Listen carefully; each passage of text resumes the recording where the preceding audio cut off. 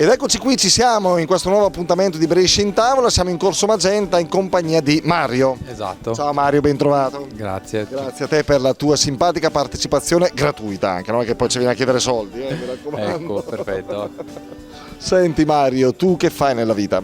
Io faccio il cuoco. No, Esatto, faccio proprio il cuoco. no, grande, sono anche un po' in soggezione. Quando troviamo qualcuno che svolge questa professione nel nostro programma di cucina, ho sempre paura a muovermi, è come camminare sulle uova, perché non vorrei poi essere smentito, perché io ovviamente non ho competenze e capacità. E nel tempo libero hai degli interessi, delle passioni? No, per il momento Non hai tempo libero? no, in cucina purtroppo non si ha molto tempo libero, però Da tempo svolgi questa professione? sono all'incirca 10 anni. Ah beh, caspita, ma è sempre in quel ristorante o hai cambiato? Ho girato un po' all'estero, tra l'estero e l'Italia. Sono appena rientrato dall'estero, Da dove? da Zurigo. Ah, e come gira? Come sono le esperienze all'estero per un cuoco? Per quanto riguarda a livello personale, forma molto, è molto formativo per tutti i giovani, lo consiglio a tutti quanti, però dove vivere comunque credo che l'Italia rimanga il paese migliore. Davvero? Ma anche come, diciamo, remunerazione? Come remunerazione penso proprio di no, però nel senso a livello di stile di vita è molto meglio che Come l'estero. soddisfazione gastronomica, insomma. Esatto. Bene, ma guarda che belle notizie, che belle lezioni che ci dà. Allora, ci sono dei piatti particolari che preferisci cucinare o preferisci mangiare? Insomma, anche con la cucina. Dei piatti in particolare no, però diciamo c'è una preferenza generale. Non ci sono proprio dei piatti giusti, E di quelli che apprezzi tutto? tutto. La cucina bresciana com'è secondo te, Mario? Eccezionale ovviamente, siamo di Brescia Tu quindi. sei di Brescia, Mario. Palazzolo. Palazzolo, per un pelo mi diventavi bergamasco. Per un pelo, esatto. Va bene, allora no, niente, nella puntata di oggi parleremo della zuppa di Barghe, quindi della Valsabbia Barghe, no? E ora io ti dico una serie di ingredienti, tu mi dici se secondo te sono presenti nella zucca oppure no, un giochetto così, giusto per introdurla. Allora, zuppa di Barghe, funghi porcini, sì o no? No. Pare di sì, poi andremo a beccare gli autori se hanno scritto cose vere o no, o perlomeno lo scopriremo tra poco quando parleremo della ricetta. Aglio? No. No. Polpa di pomodoro tritata? Sì. Polpa di pomodoro tritata, che vuol dire polpa di pomodoro? Sì. Fiori di zucca? No. No. Senape? No. Ah, no. Cipolla? No. Sì. Sì. Timo? Sì. Pare di sì. Burro? Sì. Olio d'oliva? Sì. Fette di pane casareccio? Sì. Sale? Sì. Pepe? Sì. Mele cotte? No. No, bravo, è andato a ragionamento. Grazie, gentilissimo. Cominciamo. Ma che bontà, piace al ricco e anche al paesano. Polenta, schiedo pure il baccalà, che forma e la nostra.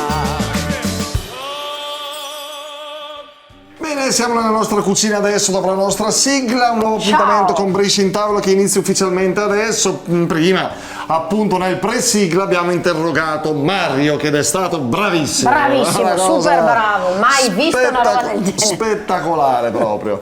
Va bene, con lui avete visto, abbiamo giocato con gli ingredienti della zuppa di Barghe, quindi da Barghe capite che oggi la zona è la Valle Sabbia. Tu conosci Sabbia. Barghe, quei territori, ci passi? Sì, non solo di Neppure. Ma tu passaggio, c'avevi- Vabbè, a Valle Camonica no, a Valle Trompia no. Io stai zone lì. lì. Solo qui. Solo in città, meglio così che almeno non vai in giro a fare danni. A fare disastri, esatto. Allora, amici di Barghe della Valle Sabbia, è vero o non è vero che a Barghe avete la chiesa di San Gottardo del XV secolo con successive ristrutturazioni? Si trova lungo la strada tra Barghe e Nozza presso una parete rocciosa, quindi vedi che sarà facile anche da individuare. Dietro l'abside, tra l'altro, ditemi se è vero o no che c'è questa grotta in cui scende una goccia d'acqua che da tempo attribuita a proprietà miracolose usate dai devoti per bagnarsi gli occhi. Davvero? Poi sì, quindi vai che magari succede qualcosa in meglio, e anche se non succede niente vacci comunque. Esatto. Poi la chiesa parrocchiale di San Giorgio e il percorso ciclopedonale, tu ti dai da fare, sei Sì, una che ti muovi, caspita, cammina. non si vede? Si vede, sì, si vede alla grande, figurati. Poi c'è la ciclabile Barghe Vestone, un giro in bicicletta da Barghe a Provaglio, un itinerario che dura circa un'oretta e un quarto con un dislivello di circa 550 metri, quindi insomma abbastanza impegnativo. Esatto. potresti provare a farlo. Allora, zuppa di Barghe, cosa diciamo? Che è un piatto tipico, caldo delle sere autunnali, invernali, pensato per scaldare e valorizzare prodotti del bosco locale, come per esempio i funghi che vedete qui. Fa parte della cucina di casa con ingredienti semplici e stagionali, quelli che piacciono a noi. E a proposito di ingredienti, cara Federica, li vogliamo non solo vedere ma anche raccontare. Esattamente. Che cosa c'è? Quindi avremo, come hai anticipato, dei funghi porcini, Yes. della polpa di pomodoro tritata, Sì. della cipolla, Eccola un qui. pizzico di timo, Sì, ce l'abbiamo nei nostri un pizzico, vasetti. esattamente, del burro, dell'olio extravergine di oliva e delle fette di pane.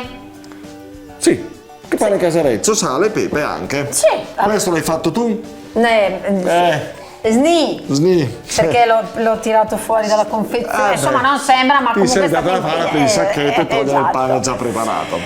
Allora, passiamo al nostro procedimento. Sì. Prenderemo una pentola dove faremo appassire della cipolla con dell'olio e del burro e metteremo a cuocere i nostri funghi. Aggiungeremo del timo. E li faremo cuocere per una decina di minuti circa, non troppo. Quindi dopo uniremo il nostro pomodoro e circa un litro d'acqua, all'incirca un litro d'acqua. Poi proseguiremo la cottura per 3/4 d'ora circa a fuoco moderato, non troppo alto, per fare in maniera tale che non si attacchi tutto al fuoco. Certo, adagio, con calma, pazienza. Bravissimo. Prima di spegnere il fuoco faremo abbrustolire il nostro pane.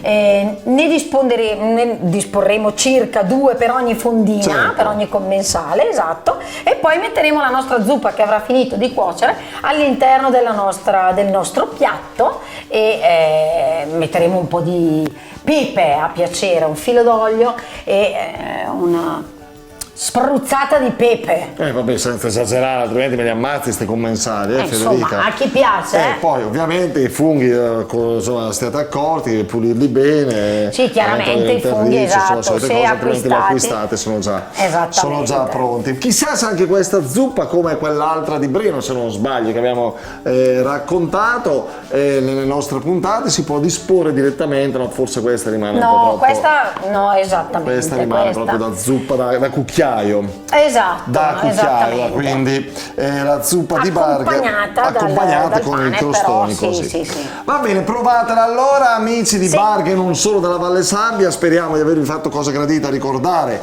a tutti voi telespettatori di Teletutto qualcosa che è ormai patrimonio comune del nostro territorio, e magari piacerà anche a qualcuno che è più bresciano, non è, e dice: io sai che faccio la zuppa di Barghe, anche se sto a Rieti, la voglio preparare. Via, ok. E noi saremo solo che contenti. Va bene, vi salutiamo, vi ringraziamo per essere Grazie. stati in nostra compagnia e vi rimandiamo alla prossima puntata. Ciao, arrivederci. Bontà, ma che bontà, piace al sindaco e al sagrestà, tu caso un sei e tutto il resto, e cos de via, tutto a posto.